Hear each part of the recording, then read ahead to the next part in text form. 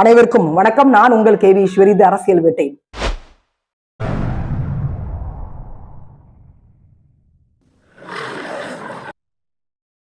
அதாவதுங்க 2026 சட்டமன்ற தேர்தல் நெருங்கிட்டு இருக்குது. இன்னும் 2 மாத காலங்கள் தான் இருக்குது. தமிழகத்துடைய அடுத்த முதலமைச்சர் யாருன்றது நிச்சயமாக உங்களுக்கு தெரியும். இந்த தேர்தலை முன்னிட்டு மக்களுக்கு பயன்படும் வகையில, சாத்தியமாகிற வகையில அதிமுக கட்சி தான் முதல் தேர்தல் அறிக்கையை கொடுத்தாங்க. முதல் கட்டமாக 5 தேர்தல் அறிக்கைகள், இரண்டாவது கட்டமாக 5 தேர்தல் அறிக்கைகள், மொத்தம் 10 தேர்தல் அறிக்கைகள் கொடுத்திருக்காங்க. இதுவரைக்கும் முத்தான தேர்தல் அறிக்கைகள். அந்த தேர்தல் அறிக்கைக்கு சாட்சியாகத்தான் நேற்று பாத்தீங்க அப்படின்னா நம்முடைய இபிஎஸ் வீட்டு முன்னாடி சேலத்துல 200க்கும் மேற்பட்ட ஜல்லிக்கட்டு அமைப்பை சார்ந்தவங்க வீடு தேடி வந்து நம்முடைய இபிஎஸ்க்கு மரியாதை செலுத்தி இருக்கிறாங்க, மாலை போட்டு. என்ன காரணம் அப்படின்னு கேட்டீங்கன்னா, 2ஆம் கட்டமாக அதிமுக வெளியிட்ட அந்த தேர்தல் அறிக்கையில ஜல்லிக்கட்டு வீரர்கள் அந்த போட்டியில எதேச்சியாக இறந்துட்டாங்கன்னு வச்சுக்கோங்களேன், அவங்க குடும்பத்துக்காக 10 லட்சம் ரூபாய் அதிமுக அரசு வந்தா கொடுக்குறாங்க. படுகாயம் அடைந்தவங்களுக்கு 2 லட்சம் ரூபாய் மருத்துவ செலவு கொடுக்குறாங்க. இந்த தேர்தல் அறிக்கையை முன்னிட்டு தான் ஜல்லிக்கட்டு அமைப்பினர் வீடு தேடி போய் நம்முடைய இபிஎஸ் அவங்கள வாழ்த்தி இருக்கிறாங்க. எவ்வளவு அற்புதமான திட்டங்கள் பாருங்களேன். மக்கள் மத்தியில் இப்பவே வந்து அது ரீச் ஆயிட்டு. அந்த 10 திட்டங்களுமே மக்கள் மத்தியில் இப்பவே ரீச் ஆயிட்டு. ஆனால் டிஎம்கே சொல்றாங்க எங்களை பார்த்து அப்படி காப்பி பண்றாங்கன்னு. அந்த ஸ்டிக்கர் ஒட்டுற வேலையெல்லாம் யாரோட வேலைன்னு கேட்டீங்க, அது டிஎம்கேட வேலை தான். அது அதிமுக வேலை கிடையாது. எவ்வளவோ நலத்திட்டங்களை அதிமுக ஆட்சியில கொண்டு வந்திருக்கிறாங்க. நீங்க எடுத்து பாருங்க, அதெல்லாம் நிறைவேற்றியும் இருக்கிறாங்க. 2021 தேர்தல் பிரச்சாரத்துல என்ன சொன்னாங்க அவங்க? நாங்க வந்தா நீட் தேர்வு தான் முதல் கையெழுத்து, நீட் தேர்வு ரத்து முதல் கையெழுத்து அப்படின்னு சொன்னாங்கல்ல. அதுவும் போக வந்துட்டு துணை முதலமைச்சர் இன்னொரு ஸ்டெப் போய் உதயநிதி ஸ்டாலின் என்ன பண்ணாரு? 1 கோடி கையெழுத்து நான் வாங்குறேன். பாத்தீங்கன்னா 1 லட்சம் பேர்கிட்ட கூட கையெழுத்து வாங்க முடியல. அந்த மனுக்கள் எல்லாமே குப்பையில போயிடுச்சு. அது என்ன ஆச்சுன்னு இப்ப போய் கேட்டு பாருங்களேன்.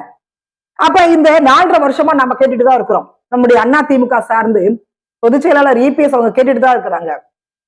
நீட் தேர்வு ரத்துன்னு சொன்னீங்கல்ல, நீங்க வந்து முதல் கையெழுத்து போடுற சொன்னீங்கல்ல, என்ன ஆச்சுங்க, ஏன் ரத்து பண்ணல அப்படின்னு கேட்டப்ப அவங்களால எந்த பதிலுமே சொல்ல முடியல. அவங்க சொன்ன பிறகு தமிழகத்துல நடந்த நீட் தேர்வுல பல மாணவிகள் தற்கொலை பண்ணிருக்கிறாங்க.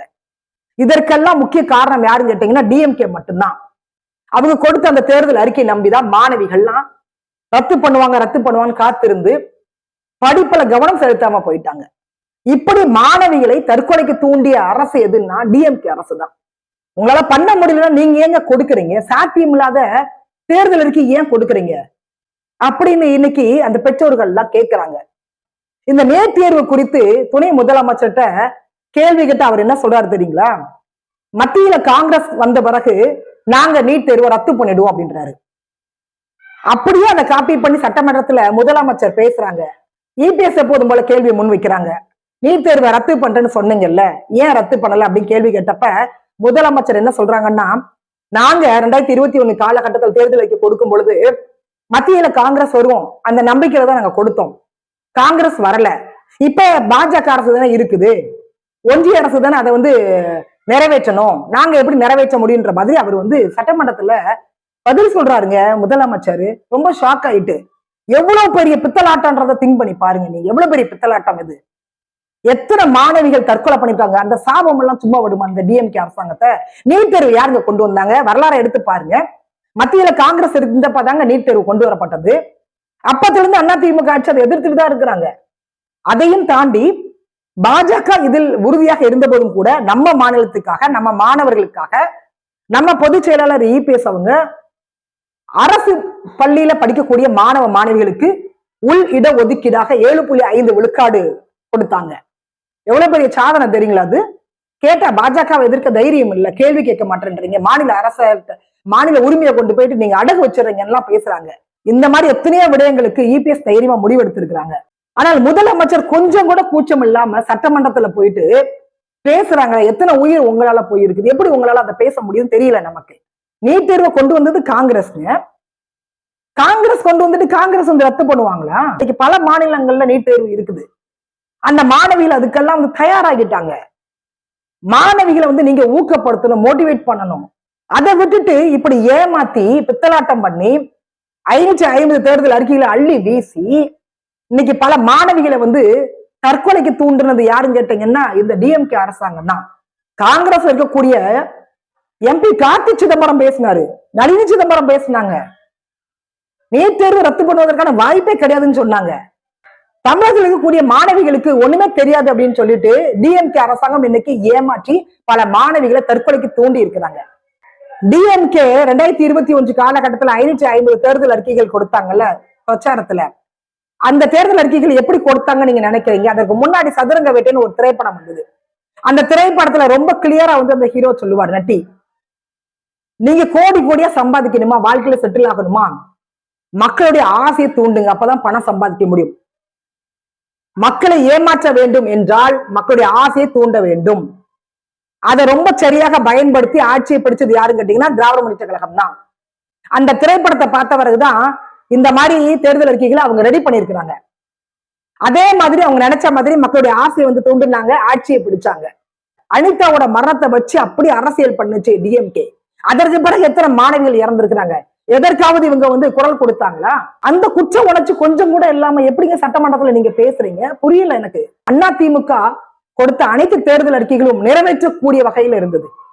அதனாலதான் அந்த தேர்தல் அறிக்கைகள் கொடுக்கப்பட்டது. அவங்க சொன்ன மாதிரியே ஆட்சிக்கு வந்த பிறகு அத்தனையும் நிறைவேற்றி மக்கள் மத்தியில நல்ல பெயர் வாங்கினாங்க. கடந்த காலகட்டத்துல அதிமுக கொடுத்த தேர்தல் அறிக்கைகள் எடுத்து பாருங்க. கொடுத்தா அந்த வாக்குறுதி நிறைவேற்றக்கூடிய ஒரு கட்சி எதுன்னா அது அதிமுக கட்சி மட்டும்தான். டிஎம்கே பொறுத்த வரைக்கும் அவங்களால நிறைவேற்ற முடியாத வாக்குறுதிகளை கொடுத்து ஏமாற்றி பித்தலாட்டம் பண்ணி ஆட்சியை பிடித்து அதற்கு பிறகு இப்ப முடிகிற காலகட்டத்துல அவங்களுடைய பதில் என்னன்றதை திங்க் பண்ணி பாருங்க. மக்களே நீங்க தயவு செய்து மறந்துடாதீங்க. அவங்க கொடுத்த வாக்குறுதி எதையுமே வந்து நிறைவேற்ற மாட்டாங்க. அவங்களுக்கு தேவை வந்து ஆட்சியை பிடிக்கணும், அதன் மூலமாக அவங்க குடும்பத்தை அவங்க வளர்த்துக்கணும்.